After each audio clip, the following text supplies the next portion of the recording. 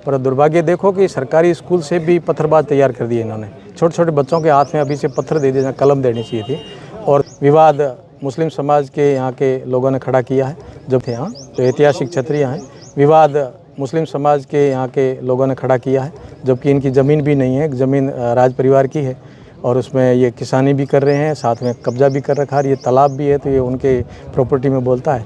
और ये हमारी परंपरागत छतरियाँ उसका जीर्णोद्धार कर रहे थे। पर दुर्भाग्य देखो कि सरकारी स्कूल से भी पत्थरबाज तैयार कर दिए इन्होंने।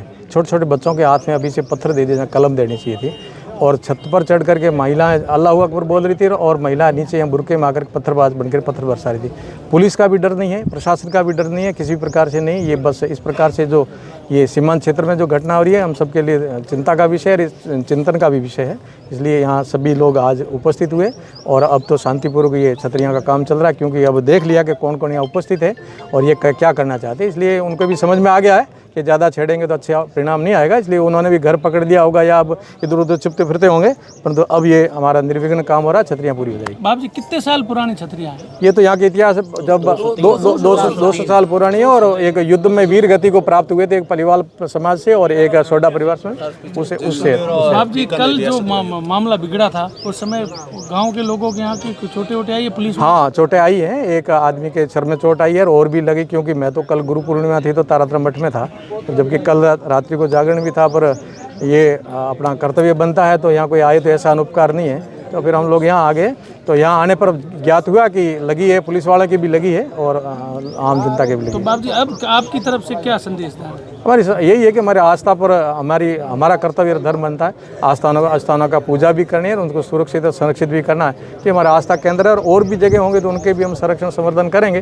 तो ये तो सभी लोग लगे हैं, इसको पूरा कर देंगे, आगे बढ़िया हो। पूरे घटनाक्रम को करीब 24 घंटे से ज़्यादा का समय बीत चुका है, अभी तक क्या कुछ कार्रवाई हुई है? क्या कुछ? हाँ, वो जिन्होंने पत्थर मारे थे उनको गिरफ्तार किया है और भी कोई है तो उनको पकड़ेंगे। प्रशासन भी इसको गंभीरता से ले रहा है और प्रशासन समय पर कदम उठा रहा है। बाप जी बताया जा रहा पाली वालों का गाँव था। हाँ, ये मैं आपको और ऐतिहासिक बात बता दूं कि ये जिस तालाब पर अपन बैठे हैं इसका नाम बासन पी था। बासन पी, बासन अपने मारवाड़ी में कहते बर्तन को, और पी मतलब पीना। तो पलीवालों के जितने तालाब या कुएं बावड़ी हैं उनको बहुत पवित्र रखते थे और उसमें कोई कुल्ला भी नहीं थूकता था और किसी पशु को भी पानी अंदर नहीं पीने देते थे। तो ये जो पालीवालों का खुदा हुआ तालाब है, बासन पी यानी बर्तन में पानी पिलाना, तो अपनी मवेशी को इसमें से पानी लेकर के पिलाते थे, इसलिए इसका नाम था बासन पी और इन्होंने कर दिया बासन पीर।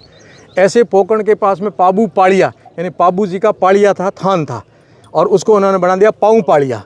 ऐसे आप कहीं निकलोगे तो कहीं भी ये हरा कपड़ा डाल करके अपनी मज़ार बना लेते और कब्जा कर लेते लैंड जिहाद के माध्यम से पूरे क्षेत्र के अंदर। आप सम की तरफ जाओगे तो हज़ारों बीघे अवैध कृषि कर रहे हैं, सरकारी पानी ले रहे हैं नहरों का, जिनका किसानों को वहाँ पानी नहीं जाने देते, और ये अवैध कृषि कर रहे हैं। और नाचना की तरफ जाओगे तो कांगड़ा वालों के मुरबे या कोई गरीब समाज का व्यक्ति है उनके मुरबों पर अतिक्रमण करके खड़ रहे हैं। यहाँ आओगे तो ये दरबार साहब की ऑन रिकॉर्ड ज़मीन बोल रही दरबार परिवार की, और यहाँ भी इन्होंने ट्यूबवेल अवैध कर दिए और यहाँ खेती करे, यहाँ से अनाज और यहाँ से फसलें लेकर के हमारे ऊपर ही पत्थर बरसाने वाले तैयार हुए हैं। ठीक है।